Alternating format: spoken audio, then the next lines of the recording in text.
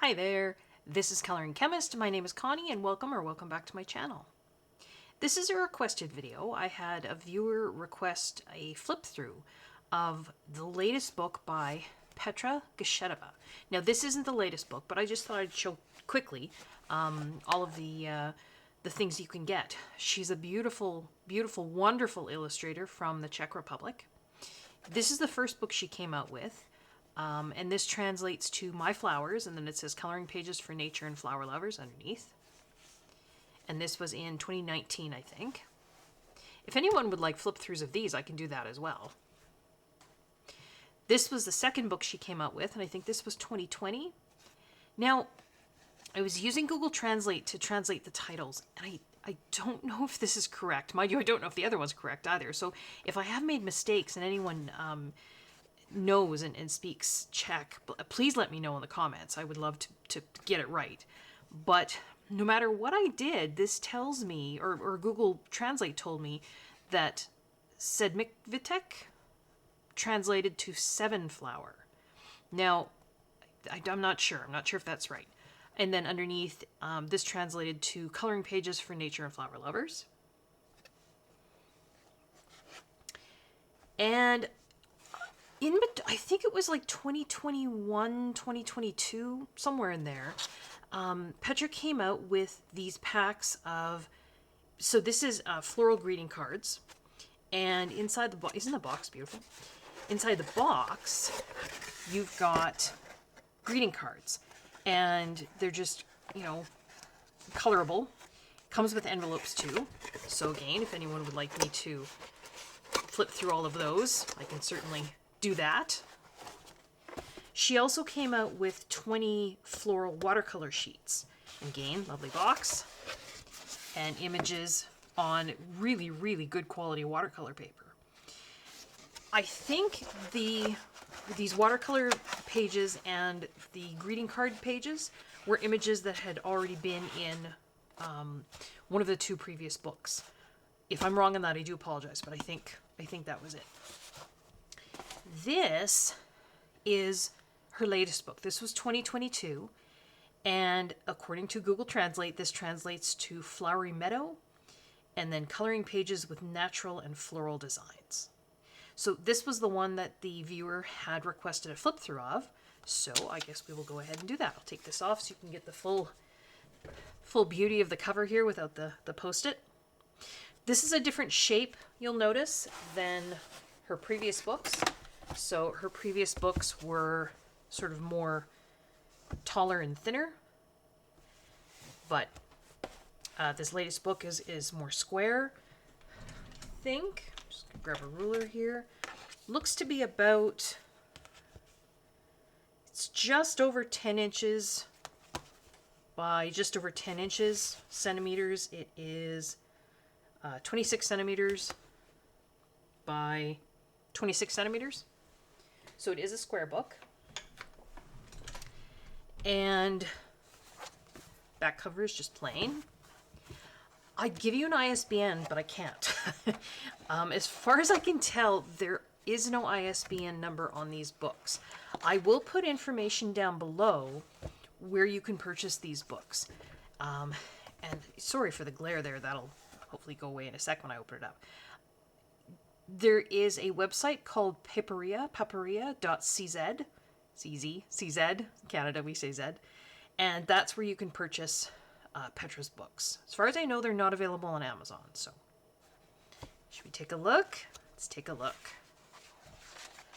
So this is the, I'm assuming, name page. Her artwork is, oh my goodness, look at that. So in her books, she will have, the colorable artwork is always on the right. Sometimes on the left, she'll have a colored version of the line work, but not always. So this is her original artwork. And you can choose to copy this, or you can do your own thing. I have not colored in any of her books that I have yet. I'm scared. I just don't want to mess them up. The paper is quite thick. You can hear it. And so it's very smooth and shiny though. I don't know how water media would act on here. I think that's what she's done her original artwork with, is watercolor. And so, you know, having those watercolor pages in that box, that's wonderful, because then you can, you know, you really can reproduce. I believe Zucchini Kitty, Karen, has colored in, not this book, I think I saw her color in one of the other books, and she used, if I remember correctly, I think it was polychromos, maybe with some Tombow basing. So yeah, I mean, colored pencil would work wonderfully in here because it's nice thick paper. So here we've got some irises, it looks like, and maybe these are allium flowers, but just stunning. Yeah, see, so this one doesn't have a colored example. This looks like some fruits. I'm not sure what those are. That looks like a lemon. I'm not sure. I would almost say they almost look like rose hips, but they're, you know, not if they're the size of a lemon. Just, I mean, beautiful. You could, you know, color it however you wish. I think in the back, just gonna check. Yeah, she does have a little, it's like a glossary or an index, one or the other, of the different flowers that are in the book. And so they're in Czech, but are they? Yeah, I think they are. Grab my glasses here. So she does say that this is, she just says citrus limovnovi. So I'm assuming lime, lemon. But I don't see a picture of these ones. So not sure. But yeah, she does give some clue as to what the plants are. So that's very neat. Here we've got, these look like foxes, and then some mushrooms, chanterelles maybe, some acorns. So this, you know, I would imagine you could do a very fall kind of palette page here, because of course foxes have that lovely russet color.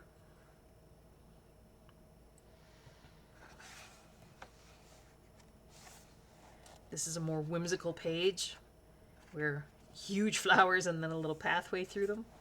Who knows? Maybe it's a little pathway for ants. She does have, in some of them, she's got kind of heavy, it's not so much grayscale as it is sort of cross-hatching or line work. You certainly could use that to your advantage, and you know, if you're coloring over it with something that's transparent or translucent, that's going to show through, it's going to look darker. She also does have, you know, indications of shading. You know, the center of the flower here is darker because, of course, the petals are you know, dipping into the center. So that's nice, too. Oh, my goodness. Look at, I mean, it's chocolate. So right there stops me in my tracks. But that's just, see, and I would never think of a color palette like that. I just wouldn't. But it works so beautifully. You've got the brown against the purple and then the violet. She's got a pansy there with a little sort of pop of kind of orangey yellow gold. That's amazing. Amazing. And then, of course, you can copy that here or not. Now I want cake. Oh, well. Some beautiful flowers here. They look like water lilies. That's what that looks like here. Again, I could check in the back, but I forgot to translate the names back here. Viola. Yeah. I'm guessing that's water lilies.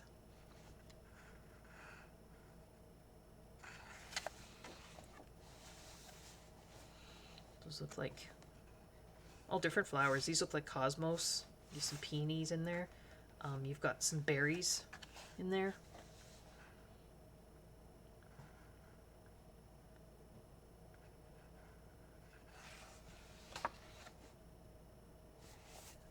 Gorgeous. Sorry, I've got my hand on there. she has a beautiful, I mean, she's an amazing artist, but the glass effect that she has here, and then, you know, you've got an indication of water in there as well. I would copy that just for the practice of making my glass look like that. And then cut flowers in there. These look like lupines, hyacinth, daffodils, some tulips. Or maybe not. Well, some tulips hang down. Fritillaria hang down, but that doesn't look like a fritillaria. So pretty. So yeah, lots of florals. I mean, that's kind of, it's always been what she's done. So if you like floral coloring and kind of a more sketchy style, she'll often have these dark, they're like ink blots, but it's just sort of gives it that, I don't know, something. It's so beautiful, it's hard to even put into words, hard to put my finger on. These look like roses, maybe? Some other florals tucked in there.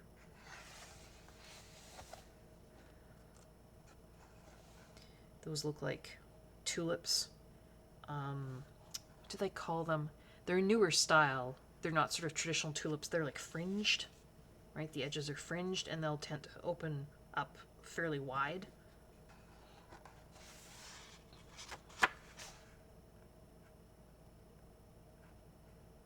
And some of the leaves in the background, she's just straight up, you know, they're just black, which I just, it's interesting, right? It's an interesting way to approach so that not all your florals are all the same, right? Wow. Not a color palette I would ever choose, right? I'm more of a muted colorist, but I look at this and I mean, it just stops me in my tracks. Stunning. It's just stunning. I can't think of, I'm running out of words. I really am. And these olivey greens she's got going here. And then you've got the flowers are just popping. Some berries. And then you've got the line work.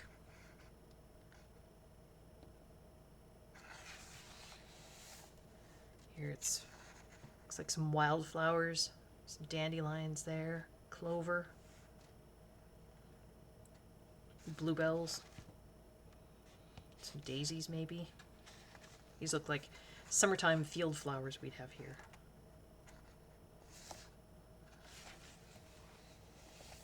This looks like more cake. I think that's cake with icing sort of drizzled on. No, I really want cake. An apple. Some flowers. Just beautiful, yeah, natural nature. Sorry, there is some glare there. It's evening, it's nighttime here, so I have some lighting on, but this paper is quite smooth. And the ink gives it a little bit of a shine, so.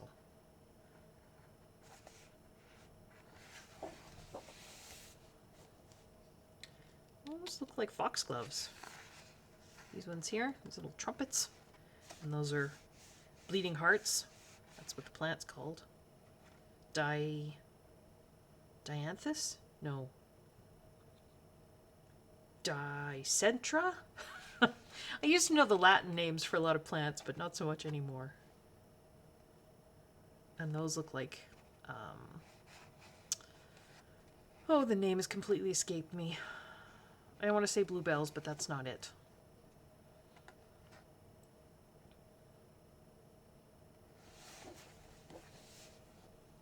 I think I've shown this before because when I was going through my books and looking for fall pages, I think this was one of the ones that I'd shown. Just. And the backgrounds, you know. I always worry that my backgrounds aren't even or aren't, you know, the blending isn't perfectly even or it looks streaky or splotchy. But I mean, look at the background she's done here. It's not perfectly blended, you know, it's, there's lines, there's some splotches, it's dark and then it sort of doesn't blend perfectly into the, so I need to I don't know, I need to let go of a lot of that perfectionism and just embrace what happens. Pansy there. Which for us would be a spring flower. So I wouldn't think to put it into a fall kind of wreath, but I mean, it works, right? You've got the golds and the purples. These are hydrangea flowers, I think. And then maybe these are rose hips. I don't know what these little thingies are. Just kind of little seed heads of some kind, like berries. On like a grapevine wreath form background there. I hope that the lighting is doing this justice. I always struggle with the lighting on my videos, but if I turned on my really bright overhead light, I think it would just, there would be too much shine, so. And here we've got, this looks like a, what do they call, a money plant? Is that what they call it? And then these are, that's kind of house plant, and I can't think what it's called, sorry. This looks like some kind of sedum. I think that's how you say it. It's like a succulent plant. So the leaves are really, instead of being leafy, they're kind of fleshy.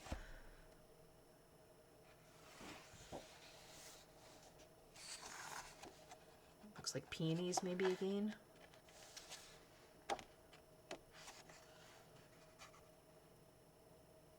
Just opportunities on these pages to do really beautiful things. Oh my goodness. There's an iris. These look like orchids. These look like peonies again, but buds, you know, that haven't quite bloomed out yet. Here's the line art.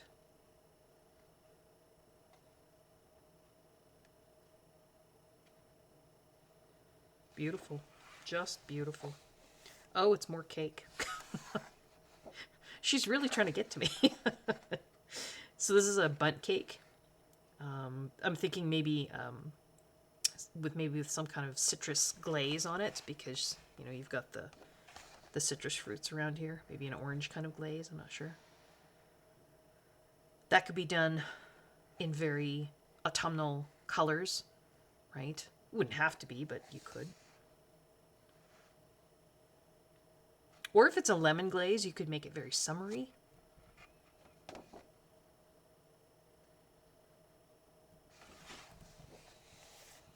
Bunny. And looks like maybe some, I'm not sure, gerbils, hamsters, guinea pigs? Not sure. But this could be very fallish. This maybe looks like a pumpkin, some apples and pears, some plums here. I don't believe in her previous books she had drawn animals. I think this is something new for this book. I don't remember any. Future editing Connie here. I went back and took a look. I was wrong. She does have animals in her previous books. She quite often has dogs, and I think there was a cat in one page. So yeah, my apologies. She does have some animals in her previous books as well.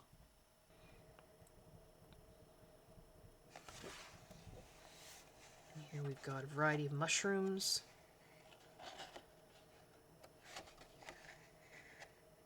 An old log there. That could be very autumnal.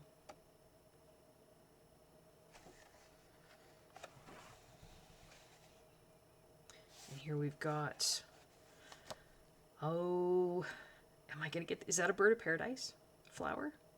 I could be wrong. I'm sorry. No, that's not. It's not. Darn it, now I can't think of what it's called. Oh, well. These look like grapes and maybe some figs. That's, I think, a pomegranate. Yo, now the name of that flower is going to bug me. You're certainly welcome to comment it in the comments down below. I can't imagine I have one page left. I can't imagine I'll remember it in that time. It's a tropical plant, but I can't think of it. Beautiful. This one here, I am not sure. Does she have it here? Probably wouldn't be able to read.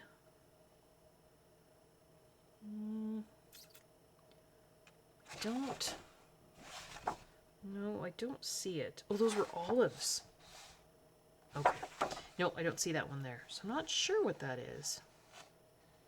It's very neat. Whatever it is, it's very neat. It looks like a flower growing on twigs. Or leaves growing on. It could be leaves just opening up in the spring at the end of... so it could be poplar buds. I'm not sure. You know what? You could do whatever you like with it.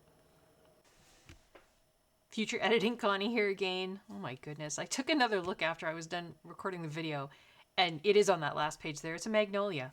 I should have known that. Although I do live in Canada, we don't, not where I live anyway, we don't tend to have magnolias, so I didn't recognize it, but that's what that plant would have been. And that's it. So then she has the sort of glossary back here. Yeah, so this is 2022. You could color this image too. It's just on the back cover. And that is it for this beautiful, beautiful book. So like I say, I will put information in the description box down below where you can purchase these books. And yeah, if anyone would like flip-throughs of any of the other books, or if you want to take a look at the greeting cards or the pictures in the watercolor box, just let me know in the comments below. I hope everyone is safe. I hope everyone is well. I hope everyone is enjoying their coloring. If you like what you see in my videos, please consider liking them, subscribing to my channel, hitting the notification bell, leaving a comment, or letting a friend know that you found a coloring channel and they might like it too. Until next time, guys, take care. Bye-bye.